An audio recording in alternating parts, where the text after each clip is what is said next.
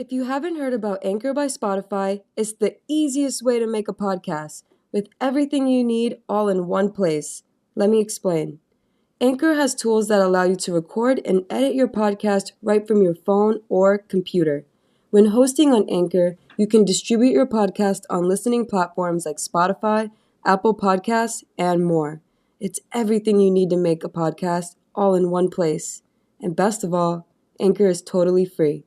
So download the Anchor app or go to anchor.fm to get started.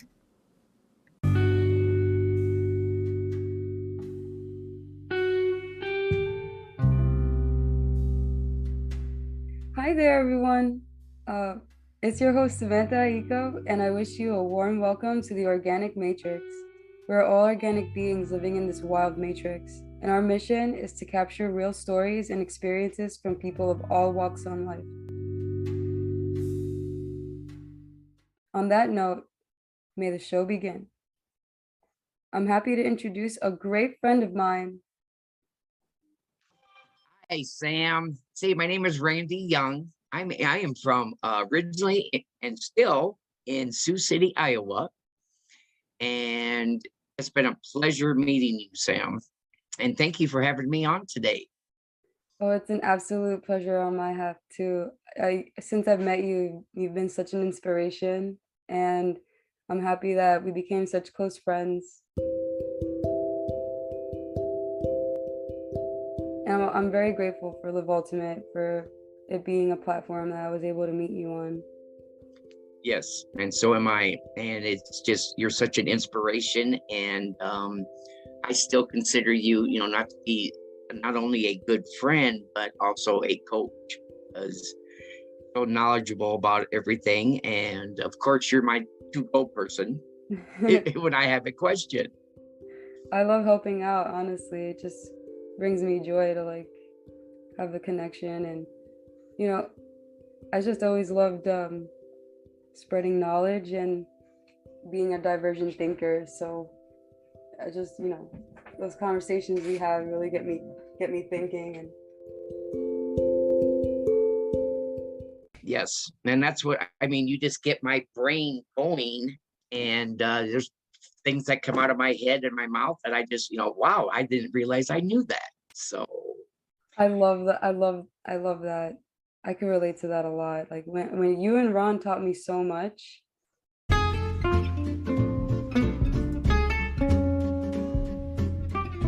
Make a joke with Edward, my boyfriend, because I'm like, I think I know why all of my friends are like 60-year-old men, and it's because I didn't know my dad.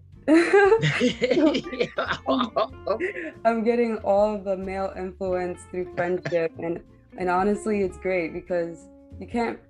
Like my parents taught me a lot, but you can't learn everything from a woman. Like there's men and women. Like there's two different experiences that we need to have exposure to. How do you know what a good man is if you don't know a good man? Well, exactly, and that's what you were.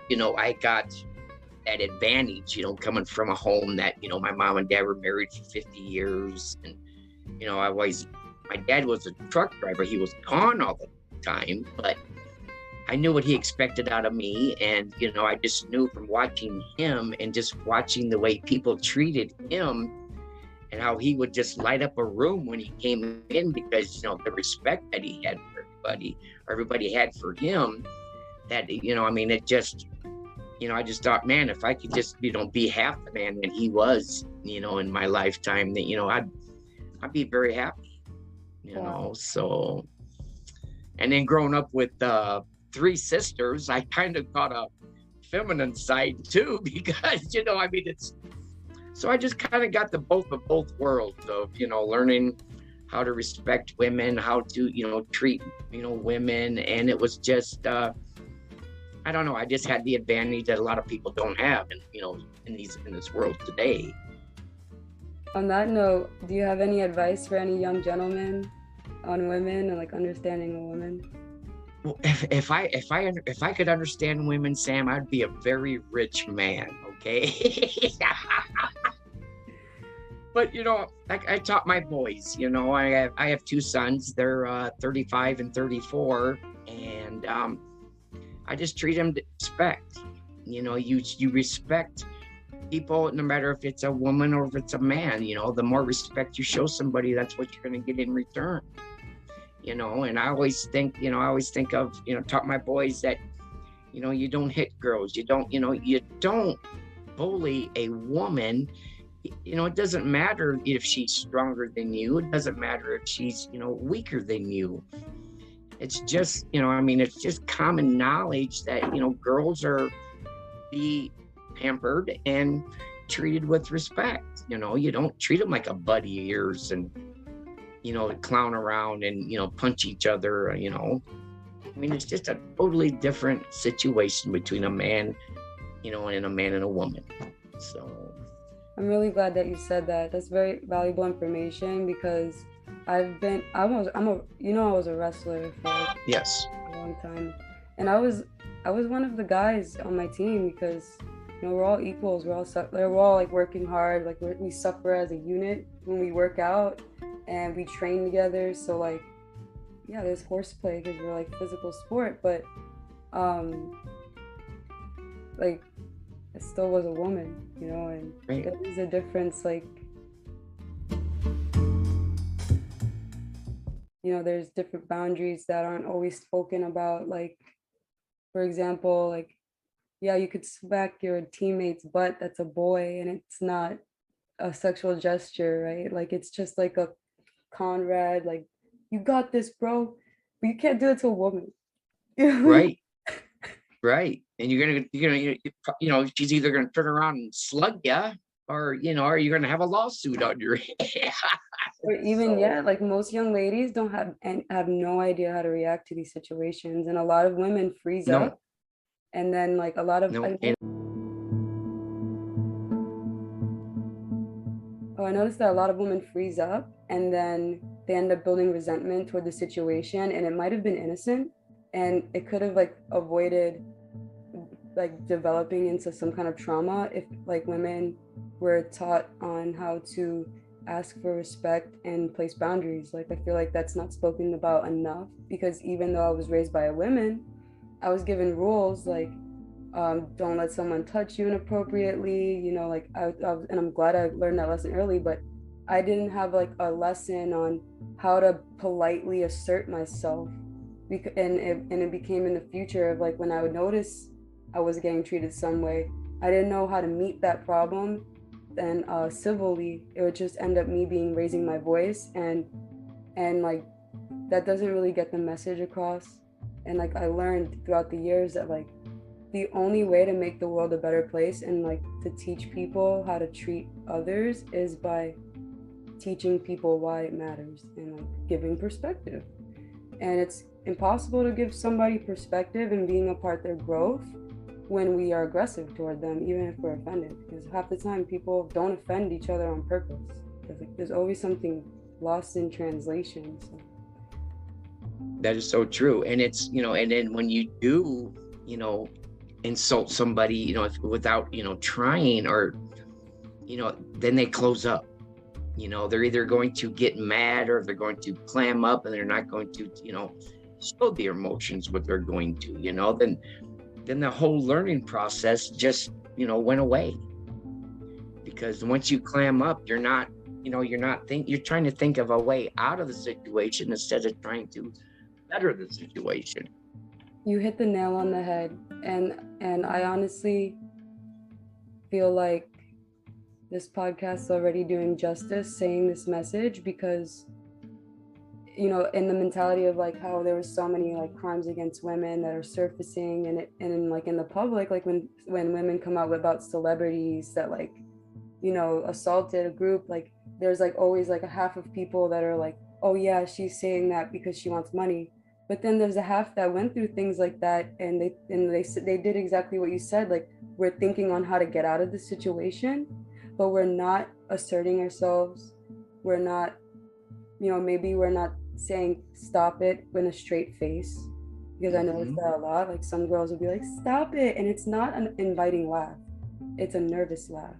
It's a, I'm gonna say stop it in a playful way because I don't know what this guy's capable of. He's already crossing my space boundary.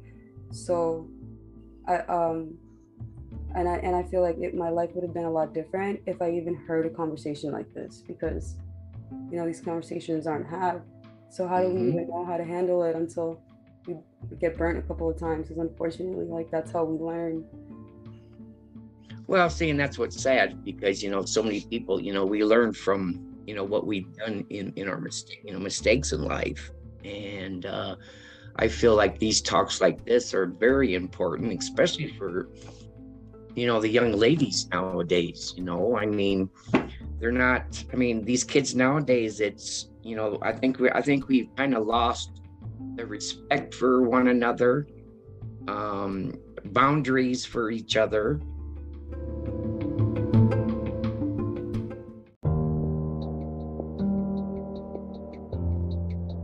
And nobody's really teaching that anymore. These kids, they get out of school, right away they're on a laptop or playing games and killing. And sure, and I'm a firm believer in what you feed your mind is what you're going to, what's going to be. It's just like what we eat is what you're going to turn out to be eventually. Amen. And it's just crazy that these kids nowadays, look at the workforce.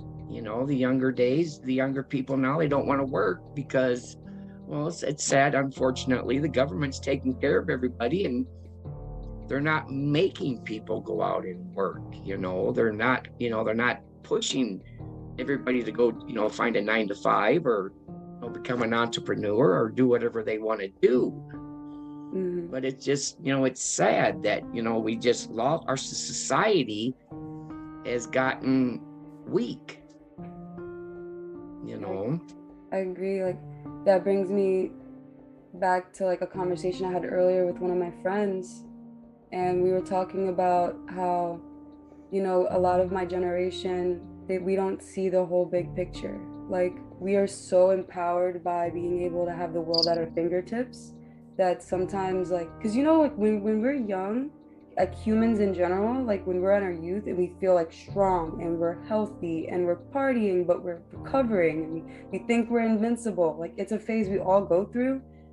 We think our new way is the better way, but being able to have the privilege of having friends all different ages, I was able to like see the beauty in each generation. And it's like the older generation remembers a time that we've never seen.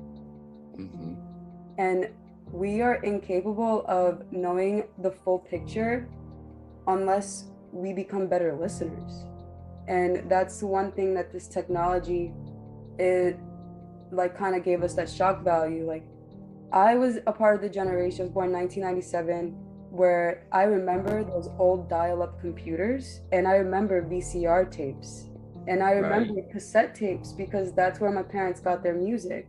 And so like when I was a teenager is when Apple came out with this old computer that was super bizarre, like before Apple had thin laptops like now. Like, I remember having a landline, and I was the last generation to have that, because in me growing up, I literally saw technology become Star Trek. Like, and I feel like that shock, got us excited and a little distracted for a long time. But now, as podcasts are developing like this, like, the only way is to adapt with technology and then reintegrate the values that we've learned before technology, because now it's a part of history. And like 20 years from now, this is going to be the tablets that they read to like see, oh, well, how was 21st century humans, what were they thinking? What were they doing? How were they dressing? Exactly. See, and what to me, I was born in 1961. And, I remember, I with 3 sisters, we had one phone in the house, and I could never get to the phone because I had 3 sisters that were always on the phone. But I remember the rotary dial phones. I remember my first cell phone was in a bag, and I was driving truck across country, and I decided that I was going to, be top notch, get into this technology. And it was like a small suitcase, and that was my cell phone. No way. Yeah. And so I carried around. I mean, it wasn't one of these little flip phones. It was a briefcase with a phone in it. Had its battery. Oh yeah, you had to charge it up. But that phone had to have with the case. And, that was my first cell phone. That was my first, use of technology. And because I never really used the computer, all the way through school and stuff like that. I just never got into it. Oh, yeah. So now with this technology now, with me learning it over the past couple years, it's a whole new ball game for me. I mean, I would just as soon be talking face to face than doing a podcast on the computer. But this is just the world it is. And once you learn to adapt to certain things, then, it makes life easier.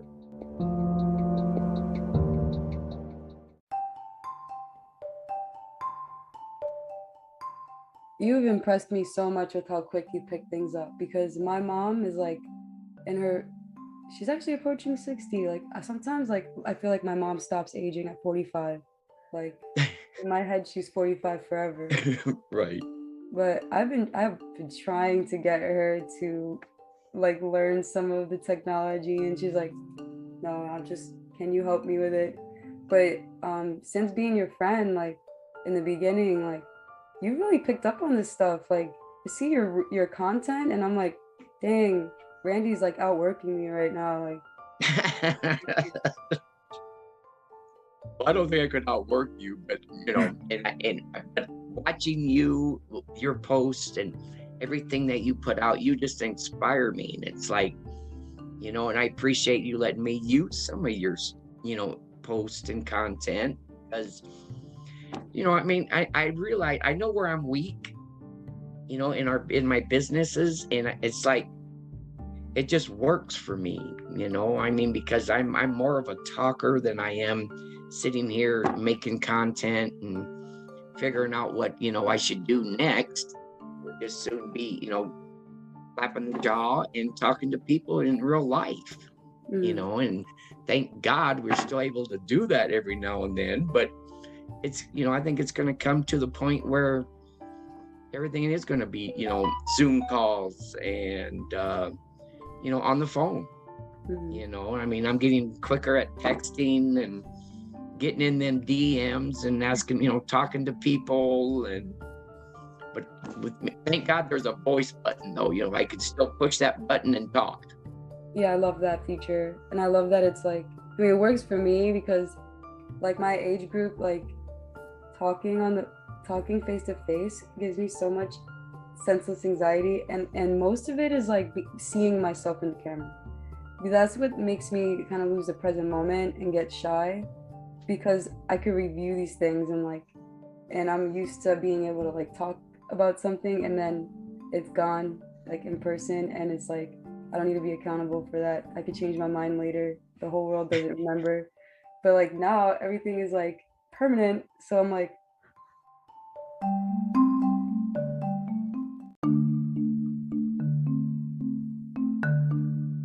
I'm finally getting used to it, and I'm glad that I'm like talking with you because I'm like already very comfortable with you.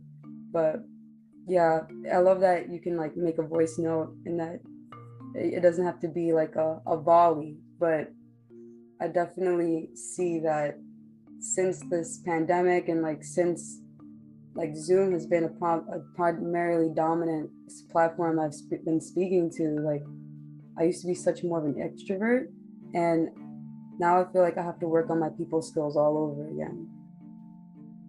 Well, see, and that's with me, I'm catching myself. I have to work on, I feel the same way.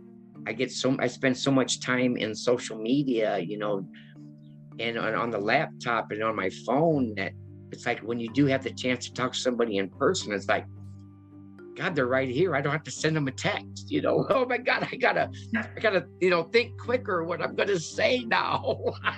That's exactly how I feel. I'm like, oh wait, there's no 5-minute breaks in between each thought. Like right. So, then it's like, you're talking, then they're like, oh my God, I noticed that I'm losing it.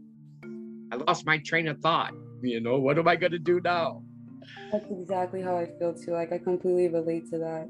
But when these mandates and everything like calm down, I want to like do more trade shows and get back on that, because really nothing beats like meeting people in person.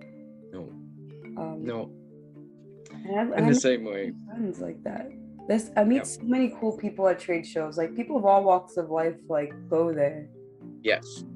Yes. And that's what I like about it, because you are meeting, you're meeting just everybody. I mean, it doesn't matter if they're poor or rich, I mean, they are there and they're in person, and it's like all walks of life. You get the opportunity to meet different cultures, different, worlds, Mm-hmm. and with social media, you really don't get that, but when you're in person. And I'm like you, I love trade shows, I love going to fairs and just seeing just the different people out there. Mm-hmm.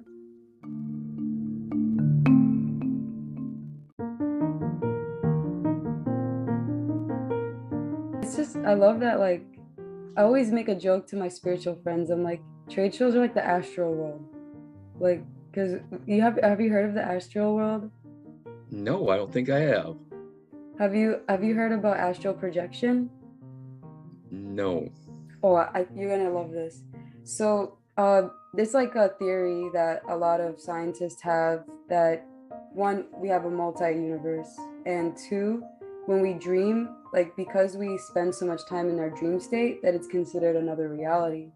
And and then like there's also been like a study with NASA, that they like got in contact with these monks that would meditate, and they'll do transcendental meditation, and they can like bring their spirit out of their body and go into outer space or go to different coordinates in the world, and literally come back with specific details they wouldn't have known as a human without a telescope and technology.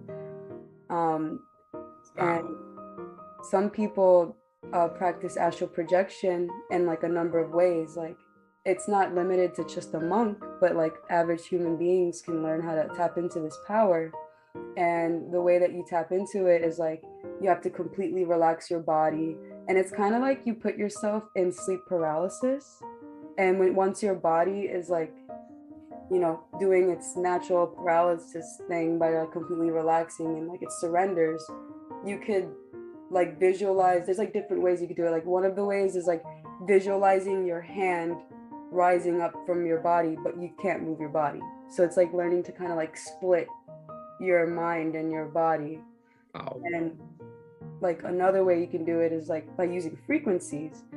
So personally, the only way I was able to astral project was with binaural beats. And binaural beats is like these rhythms that are at different frequencies in each ear, and it triggers a response to your nerves in your brain. So like some of it is for like your vagus nerve or your asymptomatic nerve. Probably saying that wrong, but there's different frequencies that triggers like different brain waves, and it can affect the way that we like perceive reality. Like for example, I could show you, I could send you some links later, but like if you put on headphones and listen to some of these beats, like you'll see your vision like start going like this. Wow. Wow, that is very interesting. Yeah. I'd like to try that. I think that would be awesome. I can't wait to hear what you think about it, because yes.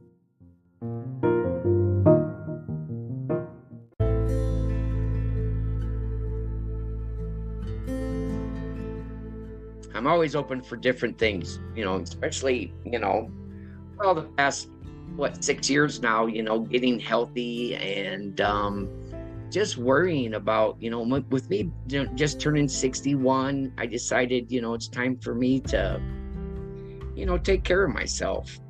And, I lived a very unhealthy life most of my life, being 16 and thinking I knew everything in the world. I left and ventured off in the world and on myself, doing things that were very illegal and things that were legal, but it didn't matter. It was, everything was under the sun was gain. So, but yeah, I'm always open for different trying new things, and especially if it's, to do with health. Because, I feel health is our number one, priority in life. Because without our health, we can't do anything. If we're limited. Once we become unhealthy, then we're limited to what we can do in life. Absolutely. So, Randy, were you always healthy, or No.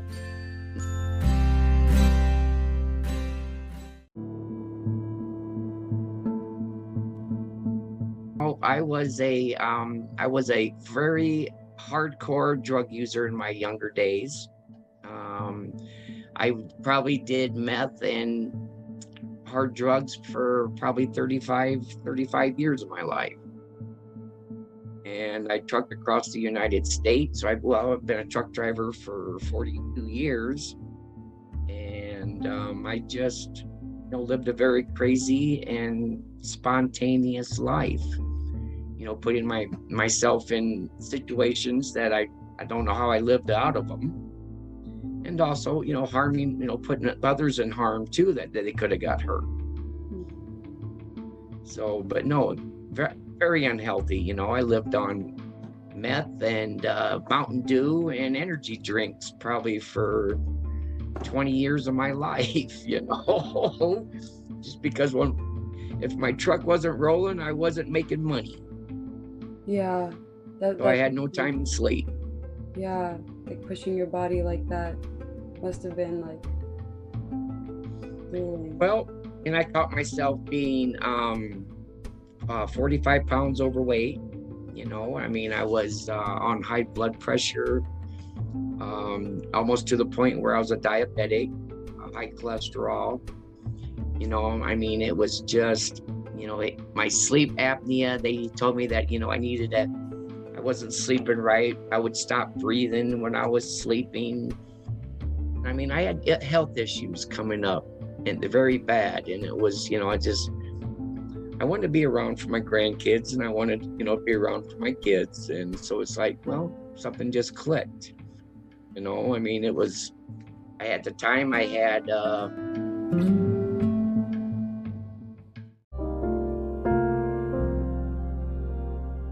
well, 6 years ago, I about lost my 9-year-old pit bull to cancer. And that's when I got introduced to the magic water, and it was a miracle. The vet gave up on her. We had 3 surgeries, and her being 9 years old, she just couldn't take surgery. So he says, well, he more or less sent me home for her to die. So it was a very hard time for me. A friend of mine decided that he wanted to try this water, and he brought me water fresh for 4 days. And within 4 days, she was up, wagging her tail and moving around again. And it was just the 5th day I ordered my machine. And I've got 6 more years out of her. I had no idea it started helping her so quickly. Yes. Well, a dog doesn't have a placebo, and you can't tell if they're hurting. You can't tell what's going on. So you have to go by their actions. You're right.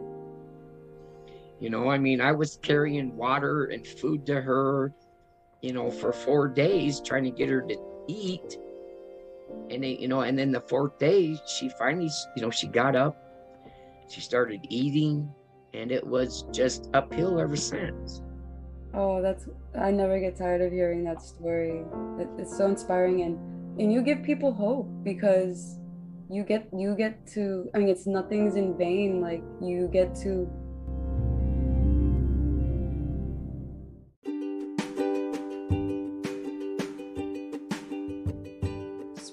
share with somebody like perspective that not everyone can survive. Like, you represent like that we can all heal, and Right. It begins with a thought, right? It begins with a desire to have better. And so what was it Diva that inspired you to start taking care of your health? Yes, it was. And because, I adopted her, when she was, I think she was 6 months old, and I adopted her to keep me in line, because it made me take care of it made me stop the truck, it made me get out and walk. It made me stop and eat. It made me, she gave me the momentum to take care of myself, because, I would have lived, I don't know how long I would have lived not eating and, just doing drugs and not stopping and taking care of myself. And she brought responsibility into my life. Oh, I completely resonate with that, because that's how I got my dog Moses. And that's why I named him Moses, because I say, like, I was in such a deep depression that he led me out of my self-proclaimed, like, slavery. Like, I was a slave to being acquitted. Like, just, I was like at a lowest point in my life where I was laying in bed and I had no motivation to feed myself. And I made myself go so hungry that I didn't have the ability to stand up without being dizzy and like needing to sit down. So it was like, I had no car. I had to walk like 2 miles to the grocery store. And I was like, I'm running so down on E, I can't even make that walk. And like, God bless my roommates in the past in Atlanta that were very patient with me, because I was in a position where it's like, I would ask them for food. And if I didn't like eat some of their food, I was never gonna be able to go to the grocery store. But my friend Zoe went hiking in the mountains of Georgia, and she found a group of puppies and a mom, and she decided to take them in the car, full of fleas, super sickly, super smelly. Like, I love animals, but these animals were in like such bad condition that I couldn't see past it. Like, it was just like, ooh, like, I don't know if I should touch them. And she literally took them these pups, gave them flea baths with Dawn dish soap every day. Like, this woman has the biggest heart, and she took care of the mom and nursed the mom back to health. And the way that the mom looks like compared to when we found her, you wouldn't even recognize that as the same dog. Like, this dog was like bald, smelled like death, very skinny, and now she has like a huge mane and muscular and a beauty of an animal. But she gave the puppies to foster care, and I looked at my dog Moses, and I looked in his eyes, and I just like fell in love with him. And I was like, okay, I can't let this one go. So like, after that, I was like, wow, I'm gonna be able to take care of myself, because there's no way in hell that I'm gonna let myself watch this dog get sick because I'm not right. So I totally resonate with that, because, you know, to this day, I know Moses saved my life, and he saved me from like bad situations too, because I was getting involved with people who were just all the way wrong. Yeah. See, and that's with me. I mean, I got to the point where, you know, when I woke up in my truck one day when I was still by myself, you know, for sleeping for 3 days, for being awake for, you know, 2 to 3 weeks. I don't remember how long for sure, but it was, you know, my body just crashed, you know, and I woke up alongside the road and in my own piss and crap. I mean, because I was out for 3 days, you know, and I woke up, I opened my eyes, and I remember smelling, you know, and it was just like, oh my God, you know, something's got to change, you know. I mean, I'm on a roll to kill myself. So I was a slow death, and I just got cleaned up, threw everything out of my truck, and I got home that week, and I just thought, you know what, I need a companion, you know, I need something to keep me, you know. So I went to the shelter and called Diva. She was all bundled up in a corner, and you know, and I opened up the cage to let me take her out, and it was just, you know, I knew it was her. You know, we just hit it off. Did she like stand up to you? Like, did you like see her and like have that instant connection? I mean, as soon as I opened the gate, she looked up at me and looked at her, and he says, well, she probably won't come to you. And I knelt down and just tapped my knee, and she came right over to me, you know, and I says, well, I want to take her outside, you know. So he let me take her out, and I let her run around and she came to me. And I mean, I knew that she was it, you know, she was going to be the one that I was going to, you know, take home with me. And it was just, I had a lot of things to do, you know. I had to make sure that she was good with my grandkids, you know, she was good with kids and people. And and it was just, you know, because, you know, she was a pit bull. So everybody, you know, was like, oh my God, she's going to be me. You know, my kid, you know, she can't be around kids. She can't do baloney. You know, I mean, she would just turned out to be the best thing in my life, you know, for at that time. That's so sweet. She knew you guys rescued each other. She was like, yes, you're the one. She was waiting for you. Well, and it was like, you know, it took me a long time to, you know, I remember when I first got her, it was like, okay, put her on a leash, put her on a leash. One day I just, you know, I says, okay. I carried her out of the truck. We're up in Wyoming, up outside of Gillette, Wyoming, and at a pole off, and I just unleashed her and started walking. And I thought, well, she's either going to follow me or she's going to run off, you know. And she took off and she got about 50 yards and stopped and turned around and ran back to me. I mean, and that's all it was. It was just, I just gained trust in each other. And from there on, it was always, you know, she'd walk by my side, or I just snap my finger and she knew that she could just go run, you know, and I just let her run as long as she wanted. And as soon as I whistled or clapped my hands, she'd come back. That's the beautiful thing about dogs that I love the most. It's like they really show us what unconditional like love is, and like the biggest thing, like magic power they have is like they're so present that we don't even have to really teach them. They learn our mannerisms, like they learn our gestures. Like my dog learns so fast because we already established a way of communication. Like yes. And I remember when he was a puppy and he was like didn't know me yet, and he would just stare at me like, and now it's like I can look at him and he can read my mind, and I know him too, because when he wants something, I know his body language. I can't explain every gesture, but it's just like intuition thing. Like it's just it's being, and like he teaches me how to like really be present, because there's like, unless you're in a room and you stare at your dog at least 10 minutes in a row for no apparent reason without looking at your phone, like you notice how easy it is to miss when they need something. If they need to go to the bathroom and we're busy on our phone and they pee on the floor, it's like we start to learn that if we don't give them attention, they can't tell us they need something. Right.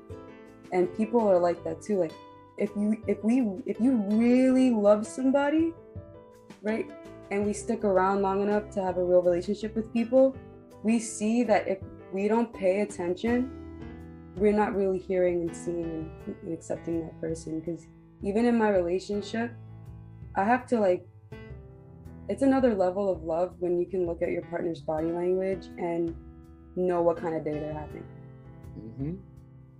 It is.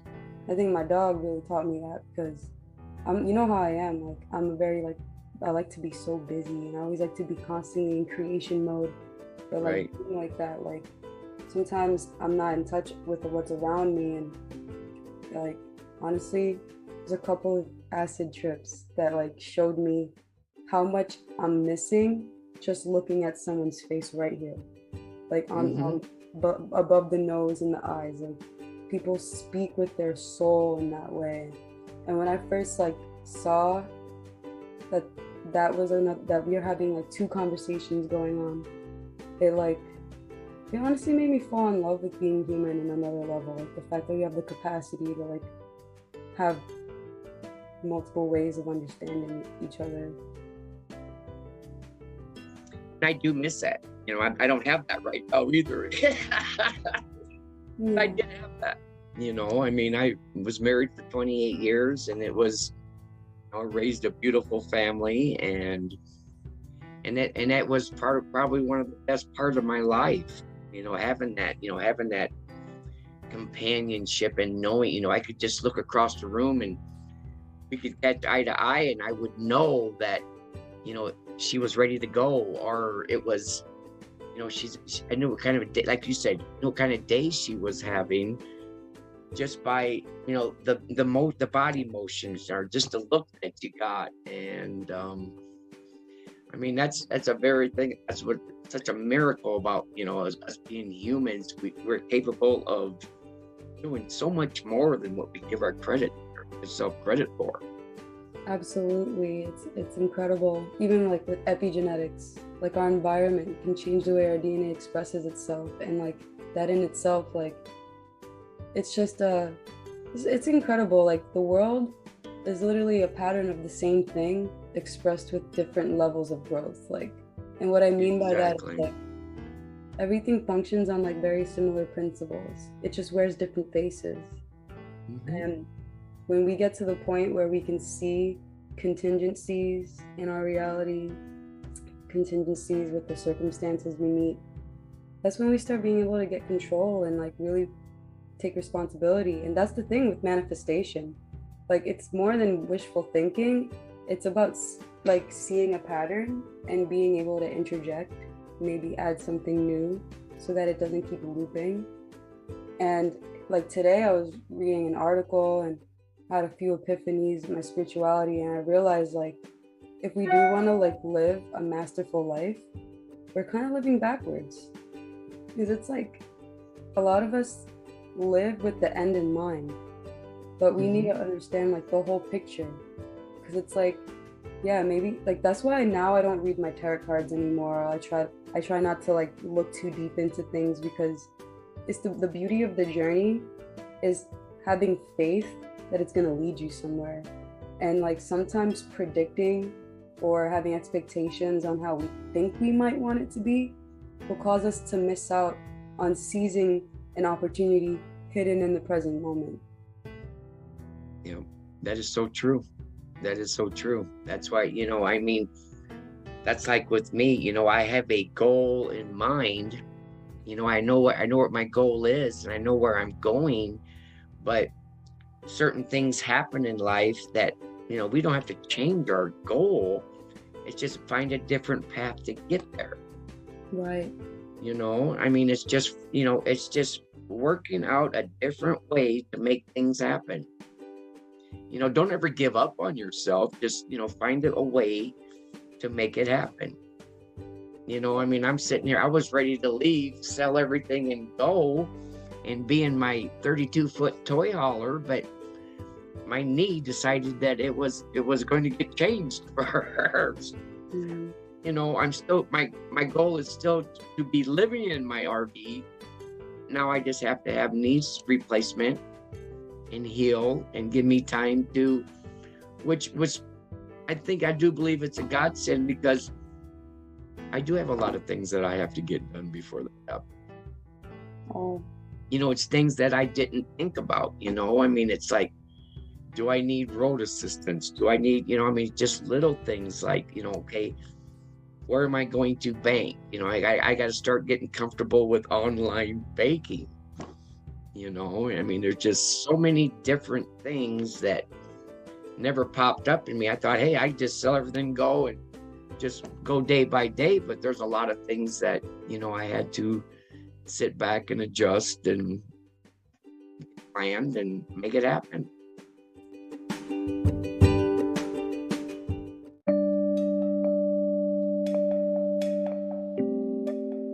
It's so bizarre how the universe can intervene with our plans, but like in ways that it seems like that it's like that it could, be emotionally hurtful, but at the same time, like it's like a strict parent. Like it's like, yeah, not yet, but I love you.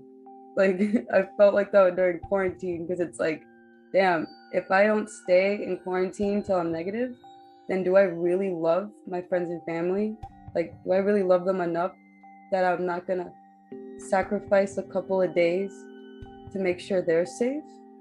And like there's just so many things going in my head like that, where it's like, do we really love, because I know like we all want to be loved, everybody, no matter how much we push people away or isolate because we want self-defense.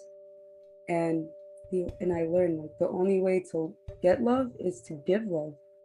And like, for example, like with parents, right?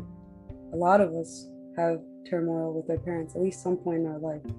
And Sure. like my mom that like passed away, she gave birth to me, and I'm like a replica of her. I took over so much of her genetics.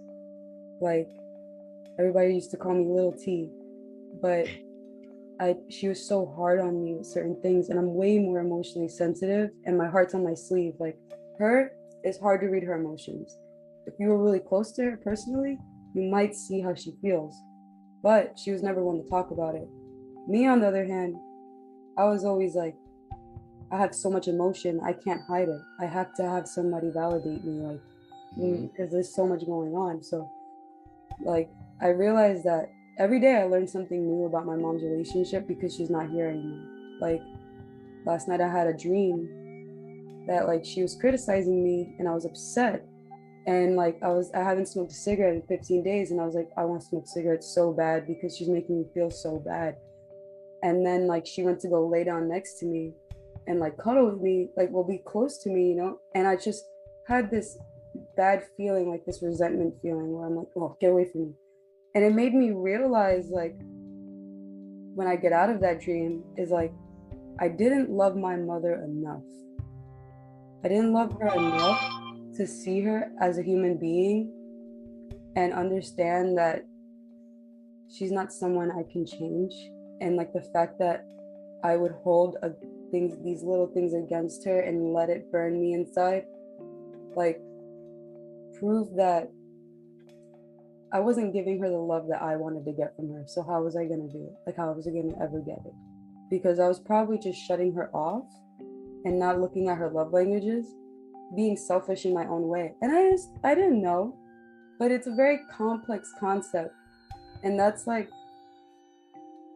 like, it's just, sometimes I feel like there's more to life than you'll ever see, because I feel like there has to be some kind of angel on my shoulder giving me these kind of dreams. Like, it's just incredible how our subconscious tries to reveal these things in a theatrical way in our dreams. Well, and it is, I do believe that. I believe my guardian angel is giving me everything that I need at that moment. And then some more, some just to test me and see how I'm going to react to that. And I believe, and this, like you were saying, it's like, I believe what we put out in this world is what we're going to get back.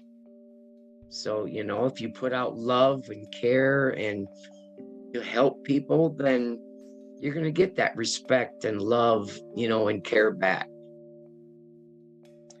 And that's just, how, and I didn't live, I lived the majority of my life not like that. I didn't trust people. People didn't trust me. And that was okay. It was just it was like, what could I get out of that? And, and that's all that mattered. It was always me, what am I going to gain out of this move? And when you go through life that way, most of your life, it's, once you change your way of thought and start thinking differently and, just hanging around with people that have the same mindset, that's so important. And I learned that through, being an addict. You can't do one thing and be playing dirty in the backyard because, it's going to catch up with you. 100%. Like, that's what I learned with cigarettes, like, during quarantine. Like, as soon as I couldn't breathe, I was like, what, is that it? Did I just ruin my life? Yeah. Because I didn't know I had COVID. I was like, I can't breathe. Did I ruin my life? And I do believe that's, God, I haven't been sick in so long. I should be knocking on wood. That I know when I was, it's like the end of the world. I mean, every little thing is just, it's a catastrophe. I mean, it's just, but it's not. It's just where your mind's set, and and what you're thinking. And that's why it's so, people just don't realize, well, as long as I have this, and I have a car, a new house, and this. And what about your health? Sure, you can work 16 hours a day, but how long are you going to last doing that? Exactly. Are you happy with what you're doing? Are you truly, healthy? Sure, you might work out, but there's so many different things you have to look out health-wise. So you're so right. And like that was the biggest lesson I learned when I lost my mom. She was like 56. She's pretty Way young. too young. And my grandmother lived in 98. Her sister is 106 right now. My great grandmother was alive to 106. She like lost half of her life expectancy because she would work so hard every day for tomorrow. She's like, I'm gonna work so I can enjoy retirement. My mom had incredible foresight, like, and that's what brought me home. Like, and it's crazy how it's like people know when their time is coming, because she was telling me on the phone when I was still living in Georgia, I don't have a lot of time left. I feel like I'm gonna pass away soon. And I'm like, I never listen. And that's like one of the lessons. Like, if I can go back in time, I would have a very firm talking with myself. Like I would really, really tell myself to slow down and like really start. Like I would have told myself that I need to like reorganize my priorities, because once I listened to my mom and I gave her hell about it, I was like, fine, I'll come home. COVID hit. And 2 months later, I lost her, and she knew. And I thank God that I actually went home, because my family needed me. And it's just crazy that I'm learning all of the lessons my mom tried to teach me after she's gone. But, I get to carry her legacy. But what you're saying is so valuable, and I'm glad that we're having this conversation on the podcast, because people really need to hear this. Like, we're telling you what we wish we knew before this happened. And like, whoever has the ability to actually take this in and listen, like, use it in your own creative way. But no, we're living backwards. Like, we have the ability to know what direction the universe is going in with physics. Like, every decision, literally, there's a contingent reaction. So like, the more we listen, the more we're present, the more we can actually heal enough to take care of the things that make us happy. And I feel like that's what a happy, successful life is. Like, actually knowing what you want and then healing enough to have the capacity to like cherish it. Because that's like a talent. Yep, it is. It is. I think once a person figures out, what their passion, what drives them, and then to go out and do that, and and fail again, and move forward and learn. And I mean, it's the process, it's the journey that makes it worth the while. I mean, if I make $1 million, great.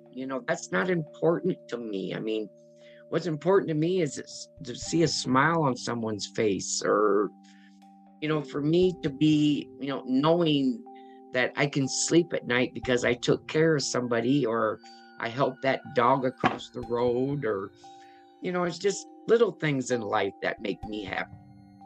I mean, I don't need a whole lot in life, but I will have it, because that's just the way I know I will.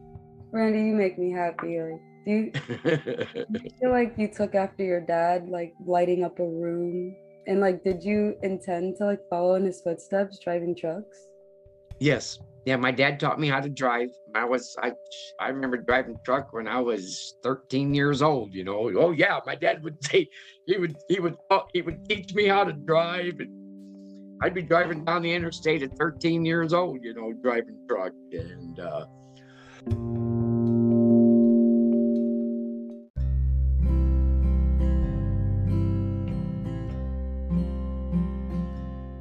finally, when I turned 18, he just said, well, go get your chauffeur's license, because that's all you needed back then. So I went to South Dakota and got a chauffeur's license and taught me how to drive. Oh, and then I ended up, he would come in town and he would call me, and his truck would be at the truck stop, and he'd say, just don't hit nothing. Oh. If I taught myself how to back up, I would drive around the truck stop and practice backing up. And I can't even back up my tiny trial and error. And it's cool that you bring that up, because Edward, he's training to get a CDL, and he was telling me how hard it is to like back that truck up. You're doing that at 13, like that must be some kind of record. Well, it's like, it was just trial, error, just getting good at it. Repetition, just like anything in life, you're going to get good at whatever you want to do, as long as you repetition and keep doing it. And it's, with your boyfriend, it's like, he'll get better at it. You just got to remember, opposite. You want to turn opposite way, you want your trailer to go. I'm so glad he's learning, because it makes me feel more at ease when we start driving around an RV. Because I was worried. I was like, because he's a good driver, but I just worry a lot because I'm not a good driver. So I'm like, can you really handle like a 50-foot long rig? I can't. Like, I have to depend on you. Right. Yep. See, and I enjoy that. Like I said, I've been driving truck for so many years that I enjoy being, in a big rig, and even in my pickup and my toy hauler, it still got that. I still got that feeling. So I'm excited. I am. I'm really excited. I can't wait till February 18th to get my new knee and start healing and just make things happen. My new to-go date is April 1st. That's pretty quick recovery, and I'm pretty sure with how healthy you are and how positive your energy is, that you're probably going to heal like in 75% of that time. Like, you'll probably save yourself 25% of that time. Well, that's what my goal is. That's what, because I want to be able to, I know they'll have me up and walking the same day. What? And yeah, they told me you'll be standing on it the same day.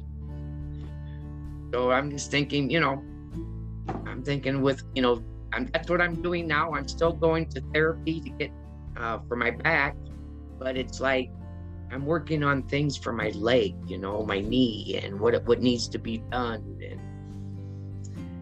so by the time I do have surgery, it's going to be a piece of cake. That's a great mindset. And you see, like, I love that you follow what you teach, because you're exactly doing what we're talking about. Like, you're using the time before your surgery to not escape your surgery. Like, you're preparing for it. Like, you're training your body for it. And like, that's a huge, like, that's anti-self-sabotage. As a 24-year-old woman who's like literally seen myself self-sabotage without even acknowledging it, I love like being able to see somebody who says, I'm not a victim of my circumstance. I have a position where I can work with it. And I love that you do that.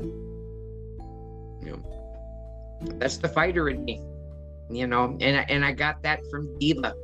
I did. I watched her, go through cancer, and I just, she gave me so much, strength and, just the will to live, because of seeing her, just ready to go and then come back to life, and knowing that she didn't want to go, but she had no choice. And then, I gave her that choice, and it was just, she's back to life again, and so it was just something, a miracle. And that's what I know my surgery is going to be. It's going to be okay. Cut out the bad, put in the new, and hopefully it's bionic and I can run faster. I love that. Yes. We're gonna adapt with society. Like, let's go. New Yes. technology.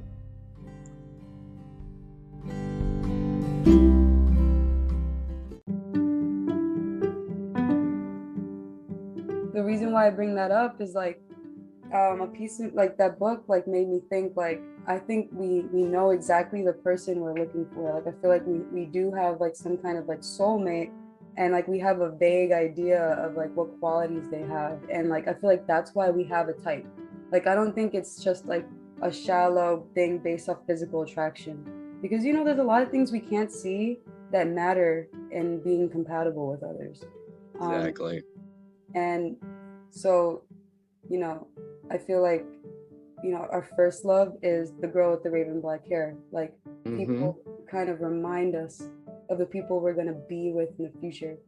But like it comes back to like what Plato said. He said the things that we find aesthetically aesthetically appealing are the things that our essence is desiring. It's what we're craving. So like maybe like people who look into a sunset and like a picture of a sunset and they're like, oh my god, that's so nice. Like maybe those people are working too hard and they know they need to relax more. They need to enjoy their life more. And there's like a huge reflection on what we find beautiful. Yep, and that's so important. That is very important, you know. And I found, you know, over the past 5 years, you know, I've invested a lot of money in myself, you know, with Bob Proctor and taking a few mastermind courses, and you know, and then finding out that who am I, you know, falling in love with me first, you know, because that's so important. You know, you look at people and you can just tell the way they act, the way they move, that they do not love themselves, you know. And that's, you know, I believe you have to love yourself before you can truly love someone. Yeah. Because that's going to give you the respect for them and get the respect back from them. You're so right. Because there's like, that makes me think of another saying. Like I had a mentor who used to teach me massage therapy. His name is Chris Knapp. And one day, like he was teaching me how to do trigger therapy and I was massaging one of his clients. But to me, I felt like I was getting paid really well by having the opportunity of working in an office as a high schooler. And I didn't want to get compensated for it because I felt like what I was learning was so rich, because like these techniques helped me avoid surgery for years. And so I was like, this is priceless. Like I don't need to get paid. And I massaged this lady and she's like very impressed with my work. And she tips me like $20. And back in high school, I didn't have a lot of money. So that was a lot to me. And I was like, no, I can't take this. I'm just an intern. And she's like getting offended. She's like, please take it. I appreciate your work. And my mentor said, you appreciate the giver by honoring the gift. And that circles around like what you said. Like if we don't love ourselves, how can we be good receivers when someone does something kind of it for us? Because there's nothing worse than feeling underappreciated, and sometimes people do that to others. I agree. We don't acknowledge it, but we try to be humble, and sometimes we like subconsciously reject other people's offerings, and it could be like hurtful for them.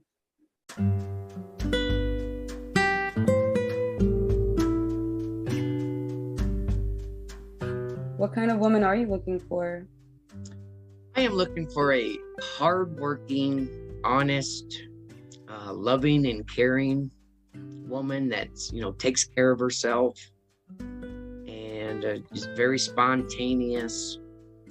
And I would say, you know, she's either going to be Filipino, Black, or Mexican, or I want a different ethnic, you know, in my life. You know, I want a different culture. I want to experience a whole different world. And I want to, you know, so that's my goal. That is, you know, what I'm looking for. I love that. um dating different cultures is like so exciting because there's like nothing beats like having a fresh perspective, like going to different countries, and even just growing up in New York and going to the South, like the amount of growth it gives us to be able to see that, you know, what we know as what life is not the same for everybody else. Like, See, and that's, you know, because my goal is to travel different countries.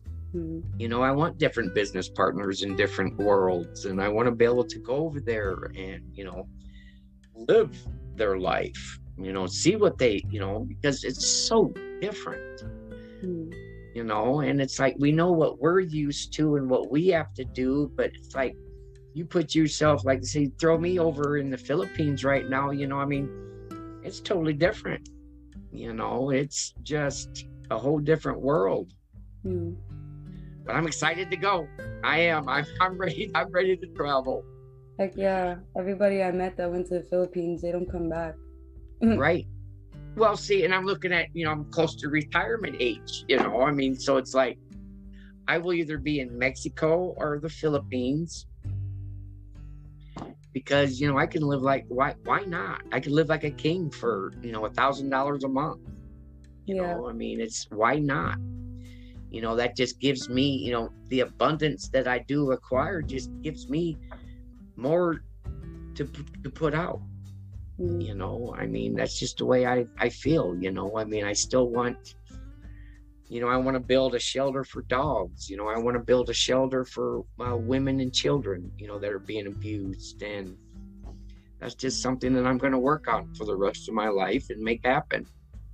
Oh, I honor that. Like, I went through a lot of trauma, like living on my own in Atlanta, and I commend anybody who is a part of supporting that pain, because nothing's more scarier than knowing that you're in a bad situation and having no idea how to get out of it, and being like away from family, and also like the embarrassment of asking for help and like hearing yourself admit that you're letting someone get away with hurting you without leaving. Like, and I feel like that's why it's hard for people to come out of denial and what they're going through when they're in abusive situations, and what makes it I think the hardest part of leaving. It's like, because after you're in pain with someone else, like there's like a sense of like this unnecessary sense of taking responsibility for someone else's actions,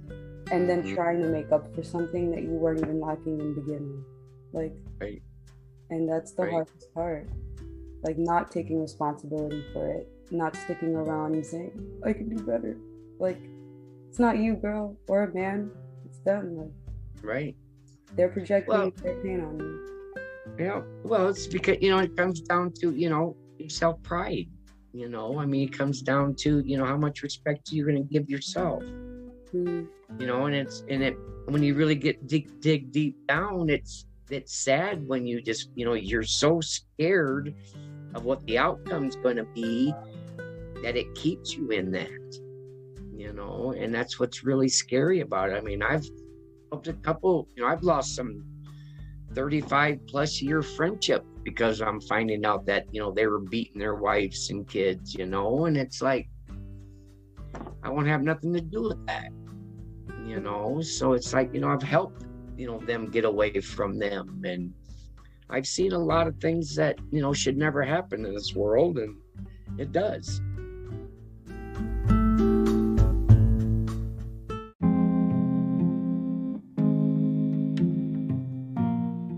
Thank you for helping those in need, Randy, and I'm confident that you're going to inspire a lot of people to take more responsibility, like even if they're a witness. And it's really brave.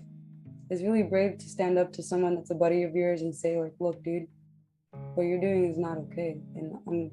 And we need people in the world to help others see perspective, because one thing I learned is, like, you can't put out evil with evil. Like, you can't put out evil without good, and being good is being a humble teacher And like Right. knowing that judging someone else for their position and maturity is not going to heal them. It's not going to stop them from hurting someone else.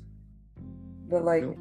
what's going to stop them is if we we literally spare them from sinning by explaining to them the consequence of their actions, because sometimes they don't even know that they're hurting anyone.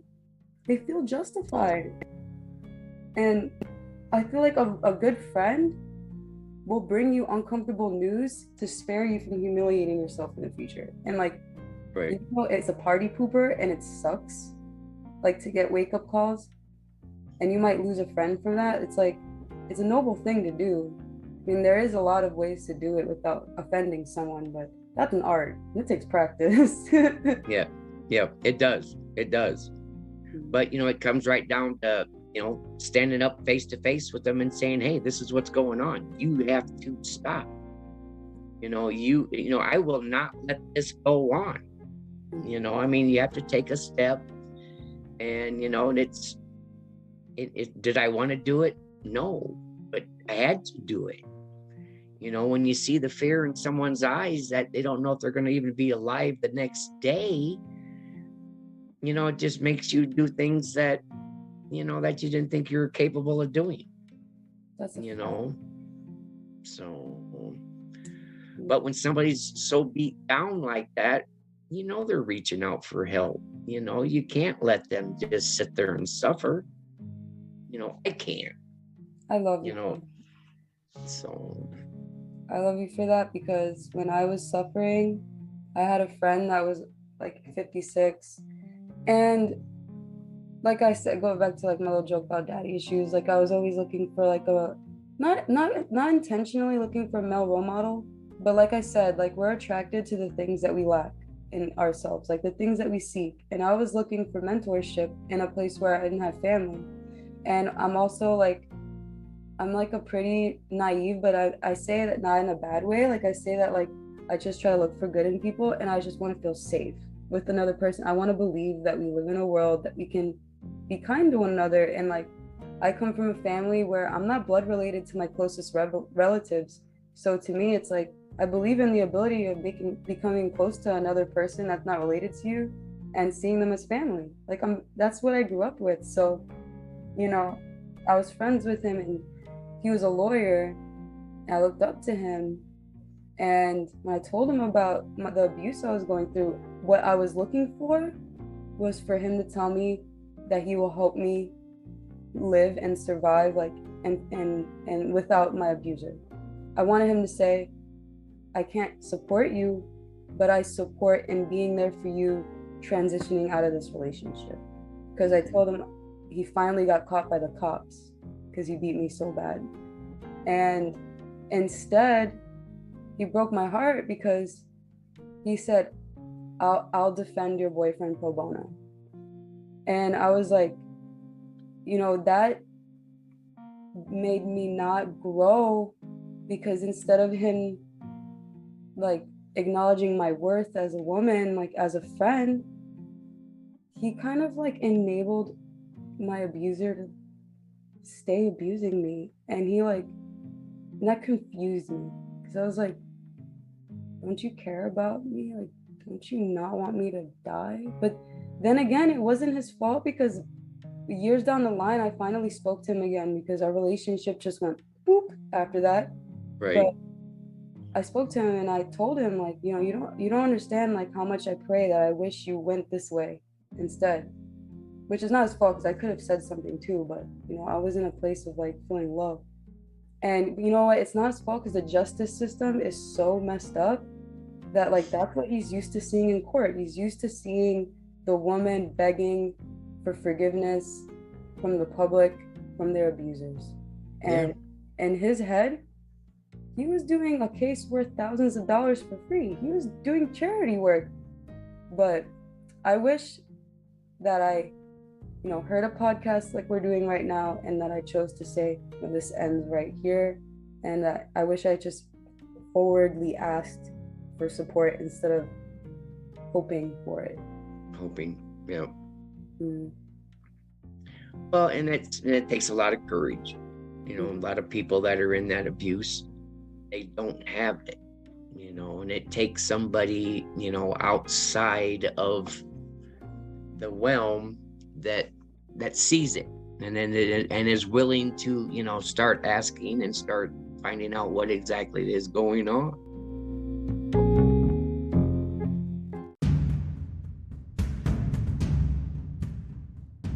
So I saw that, well, you mentioned the Kangen water machine a little bit, and I know that you're going to start this brand new life and you're getting up to date with our, our little internet astral world. What are some of your businesses that you're working on, and how did they impact your health? Well, like you said, Kangen water, it's a Mhm. water ionizer. It produces a hydrogen rich, alkalized antioxidant water, and it is done through electrolysis. Now, there's a difference between alkaline and alkalized. All the bottles, everything that you see on the shelf is an alkaline, and that is from adding a chemical to it. And whether it's salt, whether it's they put so many different chemicals in that, make it, you know, they're changing the pH of it is what they're doing. They're adding a chemical. And with the water ionizer, you're doing it through electrolysis. So you're not adding anything to it, and it's still coming out. Well, the word kangen in Japan means back to original. So you're changing your water, your tap water, into the original water full of the minerals and vitamins that you need. Because most of our illnesses is due through inflammation. And COVID, yeah. You That's know, I mean, you got tendonitis, bursitis, all your itises are just inflammations in our joints, and that's caused through oxidation, and that's through drinking acid drinks, soda, anything that is aging us quicker is going to eventually catch up. you know And if that you, is that's the biggest thing that, like, yeah, we hear the word antioxidants a lot, right? But when we Mhm. break it down, free radicals is what causes our genes and our cells to not activate in the way they need to, because they're like fighting over different positive and negative charged ions, right? I know I'm Yep. butchering it, but would you like to elaborate that? Like, how does free radicals quicken our aging process? Well, free radicals is just like well, you pick an apple, you cut it in half, and what's it doing? You know, over time it turns brown. Mm. So what the free radicals are doing is it's not giving our cells at a cellular level to feed into our bloodstream to give us that negative ions, what we need. Mm. Because once your body is fully charged with no negative antioxidants in it, you're going to age quicker. You're going to get diseases. You're going to, you know, that's when illness starts. Imagine, like, I really wonder, like, if we like just loaded ourselves up with antioxidants, like, I wonder how long we can keep from aging. Like, I really want to see more experiments with that, because that's like literally supporting your body on a cellular level, which Yes. affects our DNA expression. And Mm-hmm. maybe it doesn't affect, because I know people are going to be really like technical and say, Sam, it doesn't have to do with DNA. Epigenetics, you know, epigenetics is Yep. DNA expression, like, and that's environmental. I really want to see how far we can go if we neutralize the abuse we put ourselves in, because we're literally, like I said, we're living life backwards, right? Like, the only reason why we know a lot of these environmental toxins are causing aging is because it started when we started seeing the health of people during the industrial revolutions, when they were promoting cigarettes were a Mm-hmm. medicine, like a vitamin that helps you live longer, where people were Right. smoking in their houses, in their cars, with their children, in every restaurant. Like, it was so calm. And then we started seeing like people living for like 65 years, and the life expectancy used to be like 55, and Right. it's like we had to get humbled. Like there was no way for us to know that that was bad until we saw what happened to people. Well, and that's just, in the world we live in, there's everything's a free radical. Look at our 5G that's coming out. We got microwaves, our cell phones, the air we breathe, Mm, and then look at over time all the herbicides and pesticides that have been thrown into our fields, and now it's into our water streams, and so you need to get as many antioxidants into your body just to live a halfway, healthy life. right, Because if you keep throwing free radicals in it and everything that's oxidating, you're going to end up with a very acidic body and end up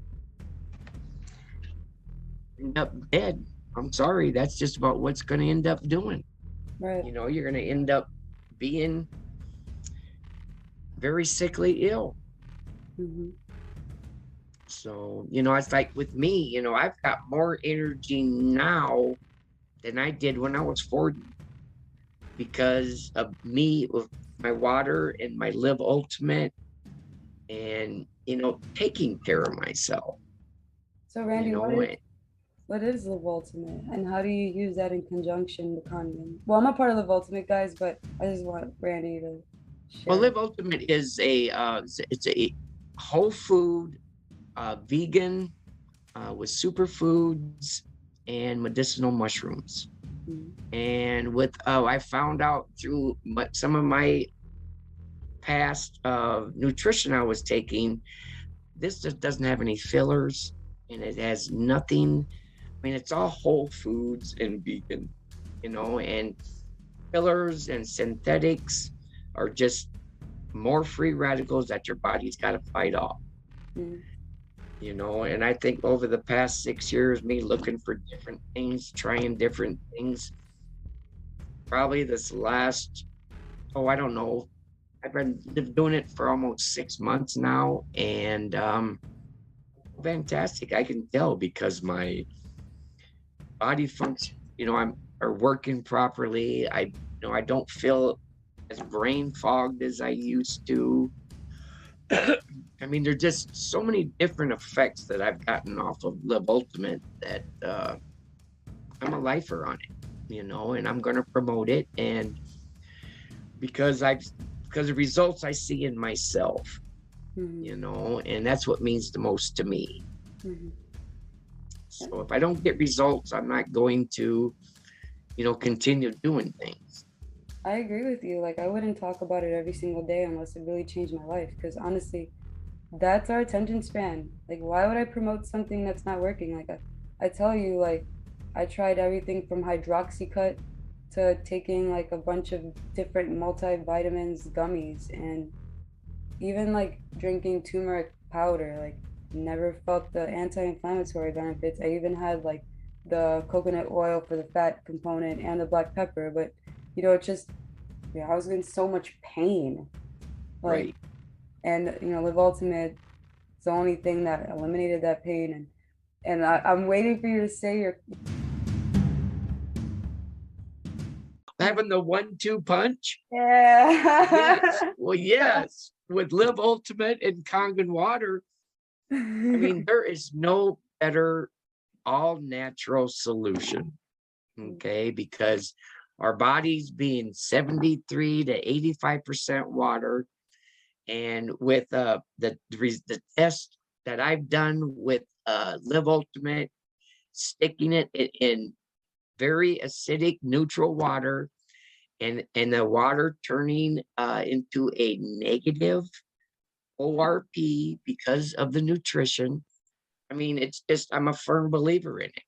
Oh, I You love know, that. I'm it's a matter of, the results we're getting and the results that we thought we was going to get. I could see a huge difference in my dog that's 13 years old right now, because he was falling down the stairs like a few months ago. And I've been giving him the Kangen water, and he hasn't fallen down the stairs, and he can get up, and like his legs aren't shaking. And he lost weight. He's Nice. fat. Nice. Well, yes, that's because, but the difference between your tap water and your Kangen water is your tap water is a big molecule. Mhm. That's why you have to boil water to make tea, because you're busting down the water into a smaller molecule. And Mhm. with Kangen water, it's already broken down into that small molecule and it absorbs into your body. Does Kangen water boil faster? Yes, Oh, that's so cool, man. And that's yes, it so cool. does. I also wanted to ask if like, are you still? I remember earlier in the podcast you were saying that you were on on medication for your heart and like pre-diabetic. How is your condition of your health now after using the 1-2 punch?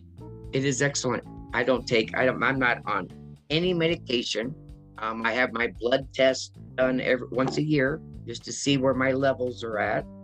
I haven't been on cholesterol or, well, God, I dropped 45 pounds, got off all my high blood pressure, my cholesterol, my diabetes test keeps coming back excellent.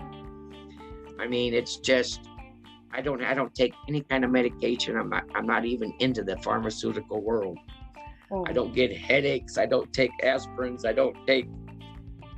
I've got Kangen water that produces enough different waters that it is a medical machine, and I use it.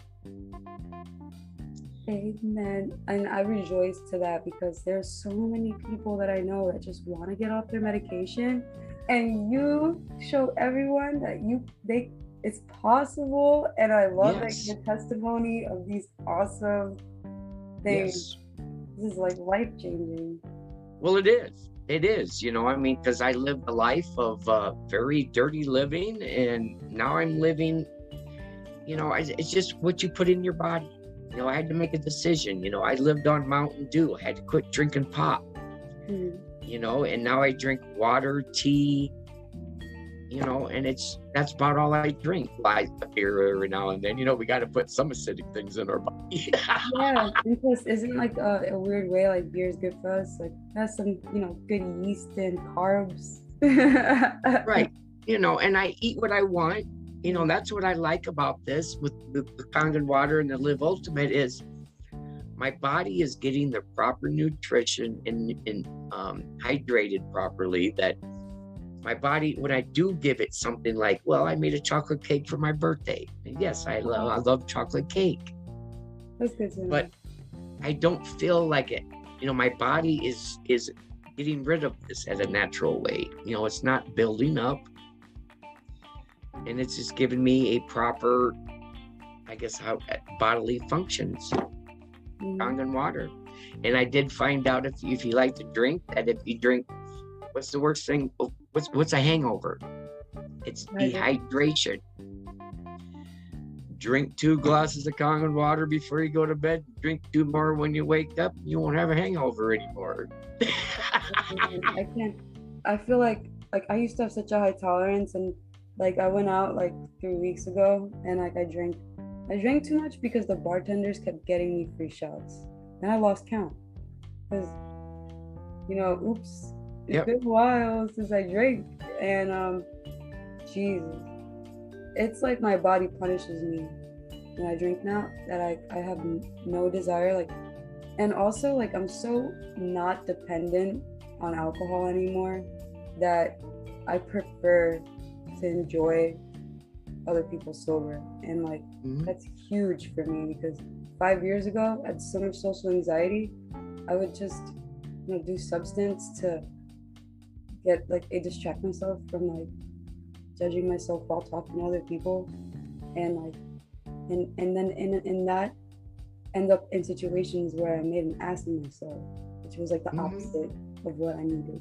And so like I'm so glad. And what's amazing too is that chlorella, spirulina, wheatgrass, barley grass, and reishi actually helps take away alcohol cravings, and it detoxes the body and the liver from the harms that it causes. Nice. Because I have found out that since I've been taking Live Ultimate, a beer doesn't, I mean, I just don't have that urge to go have a bunch of drinks like I used to. Yeah, I used to have to drink every night, and now like I can literally have a glass of wine and be like, I don't want to drink that, and leave it there with no guilt. And before, like, it was a weird, like you don't put that to waste. Like, oh my God. Right. Yes. That's the way I was. I always wanted to be, when I go out to drink, and it was, people drink because they enjoy it socially. Nah, I drink to get drunk. Yeah. I mean, come on. I wanted to be drunk. Why else would I drink the alcohol, Yeah. But and now I don't have that philosophy anymore, Yeah, I also don't, I just don't know when I liked suffering like that. Like, it was a real testimony in my mental health too. It's like, no wonder I was self-sabotaging. I got so comfortable in literally making myself dizzy and nauseous and calling it fun. Yeah. Oh, I hear you. It's like, trust me, the older you get, the worse it is, because, your body just can't take it anymore. Yeah, my body like literally protests against me. It's like I have like one shot and I'm like, oh, I have a headache. And I'm like, I'm still 24, okay? Right. Right. I don't know how people my age can like go to work 9 to 5 and then go out after. Like, I commend them. And I'm like, I want to be in bed by 8 o'clock now, like every day.